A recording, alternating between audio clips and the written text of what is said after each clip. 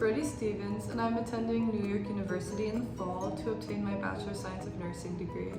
I work in the Gertner lab and my lab mentors are Dr. Gertner and Dr. Kellingen. Here at the College of Medicine, my lab is located in the Department of Surgery. Here's my working spot on the bench.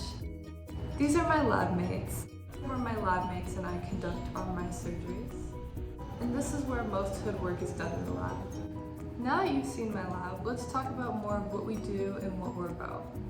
The Gertner Lab focuses on developing translational research projects in the lab that can be commercialized to improve patient care. My lab's main question is, how can we advance wound healing, regeneration, and foreign body response?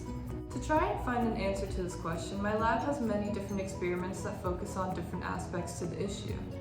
In my project specifically, my experiments are trying to answer the question, what is the effect of amnion and chorion membrane on scarring? Interestingly, if you target FAK with a small molecule inhibitor such as FAK inhibitor or FAK-I, you can affect the cell and mitigate inflammation and fibrosis. We used a mouse model of hypertrophic scar formation, or HTS formation, in which we induced human levels of mechanical strain across the wound. So we plan on investigating how these scars heal with and without the treatment of FAK-I. We made the incision dorsally down the mouse back and sutured it closed. After 4 days, when the wound was beginning to close, we placed the device on the back of the mouse to initiate human levels of strain across the wound by stretching the device. Pertaining to this project, what I do in the lab would be the HTS mice surgeries, tissue explaining, staining, pico imaging, and image J analysis.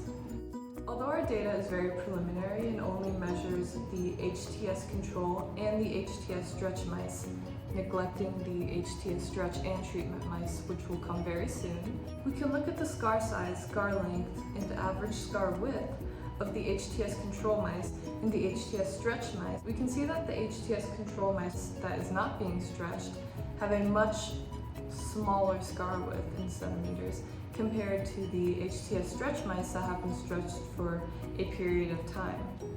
Now our next steps is to utilize these stretch mice that have hypertrophic scarring and apply the Mimidex treatment. Thank you so much, and if you have any questions, feel free to reach out.